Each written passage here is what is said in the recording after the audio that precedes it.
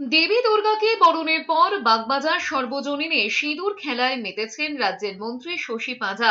পাড়ার মহিলাদের সঙ্গে একেবারে সাধারণের মতোই মিলে গিয়েছেন তিনি।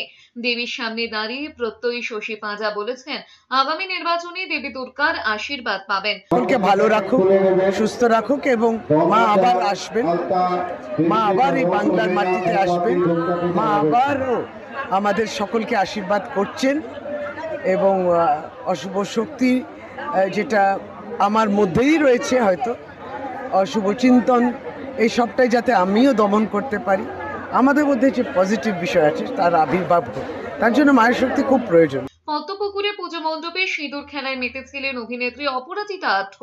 অন্যান্যদের সঙ্গে সিঁদুর খেলায় মেতেছিলেন তিনিও।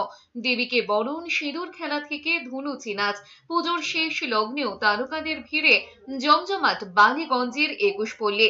দেবী দুর্গাকে বরণের পর সিঁদুর খেলায় মেতেছিলেন অভিনেত্রী পল্লবী চট্টোপাধ্যায়। অভিনেত্রী পল্লবী চট্টোপাধ্যায় বলেছেন, মন খারাপের মধ্যেও ভালো লাগার কথা, পরের বছর আবার আসবেন দেবী দুর্গা। মায়ের আশীর্বাদ, ঠাকুরের আশীর্বাদ না থাকলে আমরা কেউ কোনোদিন কোথাও থাকতে পারবো না। যাই করে থাকি, মানে সেটা ভিত পুজোর সময় থাকি, সেটাও মায়ের আশীর্বাদ। এখন বিদায় জানানোর সময়ও আমি এখানে এসেছি, সেটাও মায়ের আশীর্বাদ। তো সবটাই মায়ের আশীর্বাদ, আমাদের কারো কোনো কৃতিত্ব নেই। সিঁদুরে মুখ রাঙিয়েছেন ছোট পর্দার পরিচিত মুখ প্রমিতা মুখার্জি, মিষ্টি সিং এবং তার স্বামী রেমো দাস, রুদ্রজিৎ মুখার্জিরা।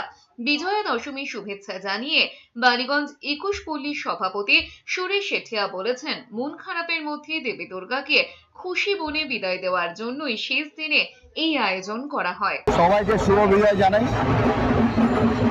এই পুজো আসছে, এই পুজো আসছে, এই পুজো চলে যাচ্ছে, আর পুজো চলে গেলে মনে হয় দশমীর দিন মনে হয় যে আর কি করব, মন খারাপ। তো এই জন্য এই আয়োজন, যে আমরা সিঁদুর খেলার আয়োজনটা বড় করি, যে মাকে ভালো মনে বিদায় দেবো, হাসতে খেলতে বিদায় দেবো। আমি সব দর্শককে পুজোর শুভেচ্ছা জানাই, আগামী দিনের কালী পুজো আর দিওয়ালি শুভেচ্ছা জানাই।